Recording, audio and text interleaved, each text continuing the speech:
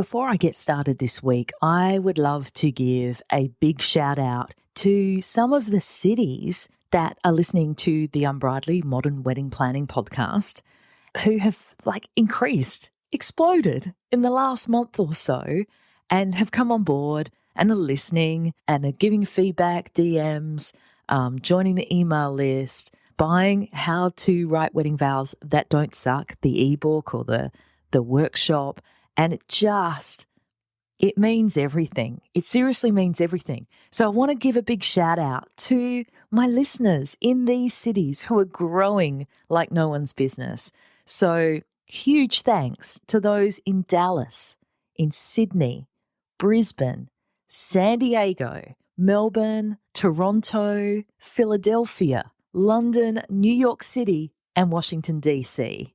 It is so awesome to see these cities come up. You know, none of them I actually live in, and some of them here in Australia, a few overseas, Canada and the UK and the US, and it fills my heart with joy. It lets me know that the information that I'm talking about and the ideas and the tips and the different ways of going about things are really valuable to you, and it inspires me to keep going. So I just wanted to say a massive thank you. So let's dig in. I'm sure you must have noticed it too. Dad sometimes gets invited to a first look with daughter, the bride. Dad gets to walk her down the aisle. Dad gets to say I do in the giving away section of the ceremony. Dad gets to do a father-daughter dance. Dad gets to say a speech at the reception. And Mum gets to, traditionally, not a whole lot, which may suit your mum just fine. And as I've said before, it's all good if it works for you and for what you believe in. If you and your mum are comfortable with that dynamic and feel like that's the way you want your wedding celebrations to proceed, then there's nothing to see here. These are not the droids you're looking for. Move along. But if those customs and the idea that only the father or male figure gets to be recognised, listened to and featured prominently in their child's wedding grinds your gears as much as it does mine, you'll be curious about how you can thoughtfully and seamlessly incorporate your other parents. It could be mum, stepmum, mother-in-law-to-be or mother figure into your wedding and make them feel special, important and loved. Which is why today I'm going to share with you 12 different ways to include your mum in your wedding, because no two mums are the same and some are more comfortable with attention than others. You might want to spend some coin on her or put some time and attention into it. You've got to do what feels great for you and them. Let's get stuck into it. Unbridely is a community of pro-wedding vendors who believe in freedom and integrity in weddings, giving you options, solutions, tips and tricks to create the experience and memories that you and your fiancé really want and deserve. Because we believe that weddings are a team sport. With how-tos, stories and interviews with recently married couples, we find out what went right and what they'd change if they could go back and do it all over again. I'm Camille and welcome to the Unbridely podcast. Okay, so we're focusing on mum, whoever that may be to you, and we're trying to include her to give her props, a role, essentially some love, either before or during your wedding. Some mums are going to prefer a public display. They want others to hear that you love them and that you're grateful for them. And they're happy to jump on a microphone and maybe, do a reading, do a speech, do things like that. And other mums would rather die than do that. So once again, there is no one-size-fits-all solution because there's no one mum to rule them all. And this is why I'd highly recommend you have a listen all the way through this episode to the end to see which of these 12 approaches would work best for your unique situation and your relationship. And also ask your mum if what you'd like to do actually works for her as well. It's meant to be a way to honour her.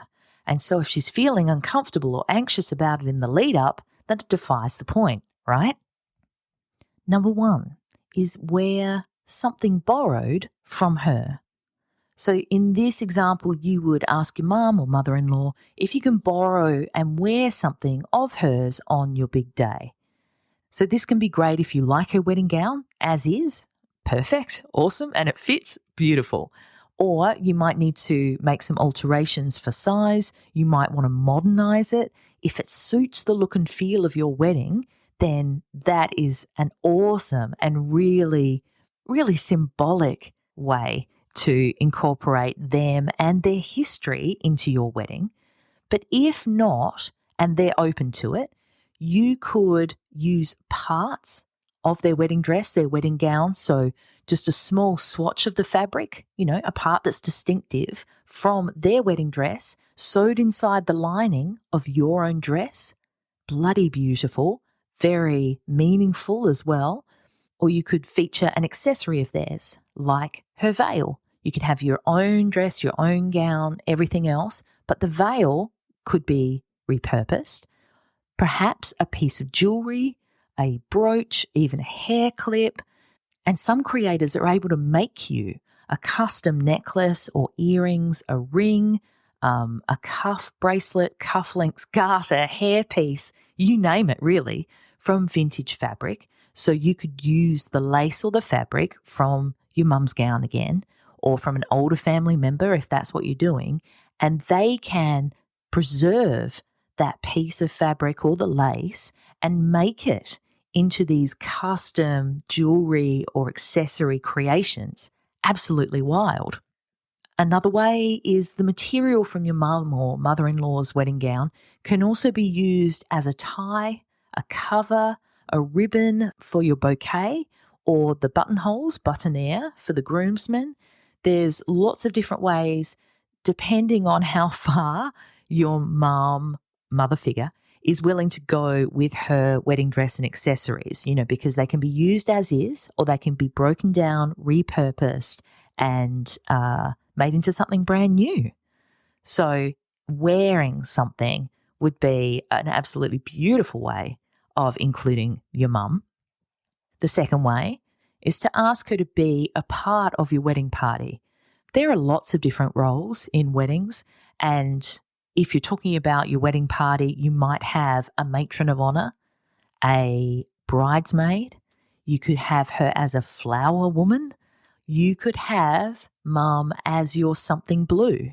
It doesn't mean that mum has to stand up the front with you during the ceremony for this role either. If you or she doesn't want to, they have the opportunity to sit as a guest, stand as a guest, however you're setting up your ceremony, but they can have that honorary role. There is absolutely no harm in that, and it's something that your celebrant or officiant can bring up during the ceremony. Being your something blue, gorgeous way. I'm sure you've heard of the little rhyme, something old, something new, something borrowed, and something blue. So it's an old English rhyme, and it's about good luck for your wedding, for your marriage. So something old symbolizes the continuity of history, of a family legacy. When you wear something new, it's meant to offer optimism for the future. It's talking about new things that are brought into your marriage. Something borrowed represents borrowed happiness, good luck. It's something that you borrow from someone else and give back. So that can be beautiful.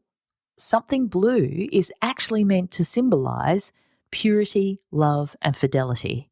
So that might work depending on your mother's own relationship, her love life, and your feelings towards that, of course.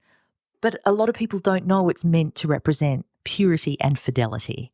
It can just be a really beautiful way to say, Mum is a part of what I'm doing here today. Mum is a part of my history. She's a part of my future. And for those who are curious, there is a last line in that little rhyme. It's meant to go something old, something new, something borrowed, something blue, and a sixpence in your shoe. And that's meant to represent future wealth. So there you go. Very uncomfortable, but, beautiful thoughts.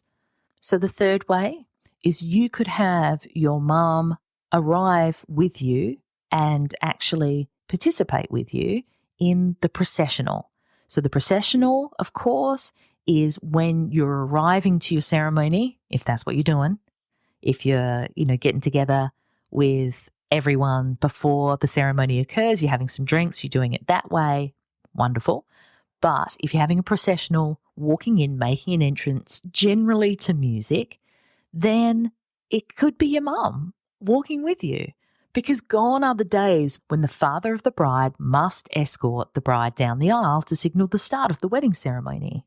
These days, anyone can escort anyone down the aisle if there is an aisle. So for more on the different ways to start your ceremony, head back, listen to episode number 59, Your Wedding Processional, How to Make It Your Own and Love It. If your mum or mother-in-law has the confidence, then give them the opportunity to proudly walk beside you, escort you into the start. There could be hugs up the front, there could be kisses, there could be, whatever you think is appropriate, and then mum could take her seat. Perfect. Beautiful. Everyone's seen her dressed up and the pride on her face. Gold. Number 4 is to participate in a unity ritual. So ask your mum if, during the wedding ceremony, she might like to light a unity candle with maybe the mother of your fiancé as well. This can symbolize your two families coming together. Or she could simply present the rings to you and your fiancé during your ceremony. Be your ring bearer without the walking down the aisle part beforehand. It's beautiful, symbolic, meaningful. It makes her feel special, but she doesn't have to do any speaking there. The 5th way is for mum to give a reading. So there are a few different ways you could do this depending on your need to be in control. You could choose the reading and ask her if she could perform it during your ceremony, or you could put her in touch with your celebrant or officiant, which can really help when finding something appropriate and something that doesn't double up on what's already written for the content of your ceremony. Because of course, generally, mum won't know that. And so getting her in touch with the person running your ceremony can help everything to flow nicely. The reading gets put in the spot that it's best fitting in. And also you're not going to be doubling up, saying the same things more than once. Or you could just leave it to her. Depending on your level of type A attachment to needing to know absolutely everything and your mum's sense of creativity and style, you might feel okay just going, Mum, we'd love a reading about family. Can you do it for us? And just leave it with her. Number 6 is to ask mum to be a witness for your marriage on your wedding certificates. So in Australia, the only legal requirement to be a witness on the marriage certificates is that the two people are 18 years of age or older, they've witnessed the ceremony, and they're not too drunk. Mums, stepmums, mother-in-laws, they're often thrilled to be asked to be witnesses. And for you, it's also a permanent and tangible way to mark their presence on your special day.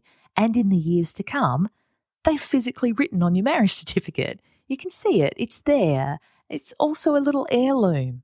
Beautiful. My husband and I, we asked our mums to be witnesses on our wedding certificate. And even though we'd asked them both in advance, they were really chuffed to come up the front and go, yeah, these are our kids, and sign on the dotted line. It meant a lot. Number 7, display mum's wedding photos. So small framed photos, we don't have to do an entire fucking gallery here, but small framed photos of your immediate family's wedding day speaks to tradition and respect and acknowledges your heritage.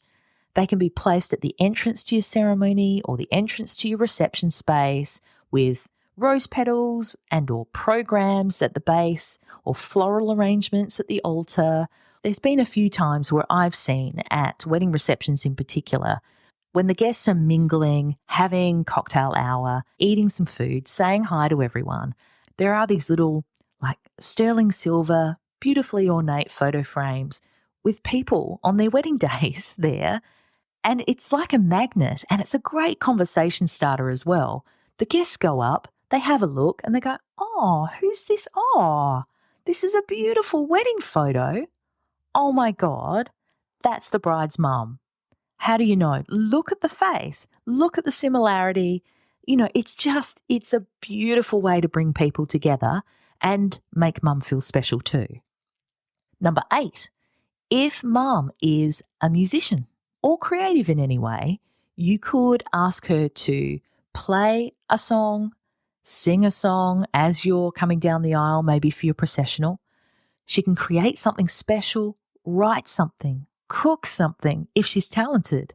There are so many different ways, especially in the lead up, if mum is not a massive fan of the spotlight, where she can create things and help to put her personal stamp on your wedding in a way that you want, of course. We don't want mum absolutely making the wedding her own, but this is why you delegate smartly. You think about her special skills, think of a way that could be incorporated into your wedding, fitting with the trends, the style, what you actually want to see, and you blend those two together. Perfect. Mum's happy, you're stoked, something gets done, you've delegated. Fucking gold stars all round, mate.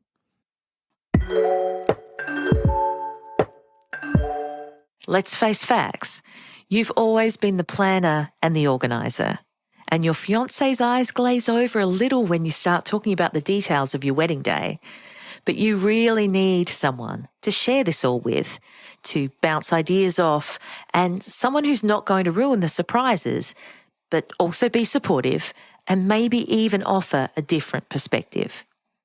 So when you're needing to get a second opinion about your bridesmaid, your in-laws, or your first dance song, Unbridely Couples is your safe space.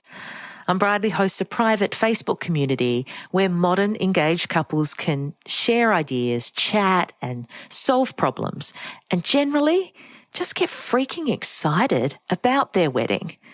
We also have a curated list of experienced wedding vendor professionals in there to offer suggestions and tips, insight into how to get the most out of your big day. But with no unsolicited DMs or pushy sales tactics, it's just not what Unbridely is about. So you can search for the Unbridely Couples group on Facebook or just click on the link in the show notes. I'll see you in there. Number 9 is having a mother-child dance. It doesn't just have to be daddy-daughter. If she can move and she's not afraid to show it, then give it a go. Even if you can get up there, move a little bit, laugh your asses off, have some fun with it, make it something that you'll remember forever. A true core memory of either how brilliant it was or how ridiculous it was. Either way, if mum's up for it, give it a go. Try a mother-daughter dance. And what a brilliant surprise if no one's expecting it. Little surprises throughout your wedding are just like mini fireworks, and they generate energy, excitement, and a real joy for you, for your guests as well. Number 10, a special acknowledgement to her in your ceremony. So you could include a poem or a note of thanks to your mum, stepmom, mother figure, mother-in-law, whatever. It could be in the wedding program, in the ceremony program, like an order of what's going to happen. It could be during the ceremony.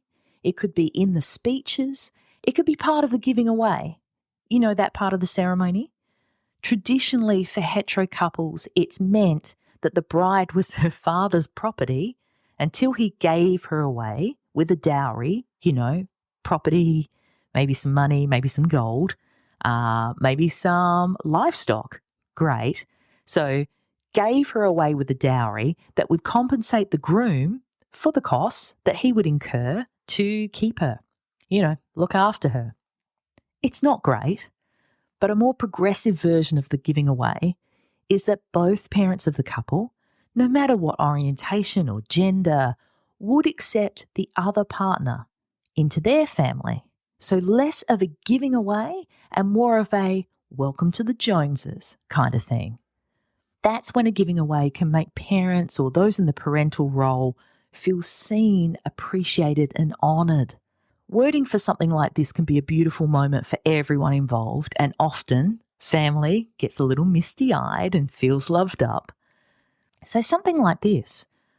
Partner 1 and partner 2 recognise that while their marriage is a personal choice and a decision for which they are primarily responsible, their life will continue to be shaped by their families. And then saying to the families, today is a very special celebration for you, the parents who have nurtured and cared for partner 1 and partner 2 since the day they were born.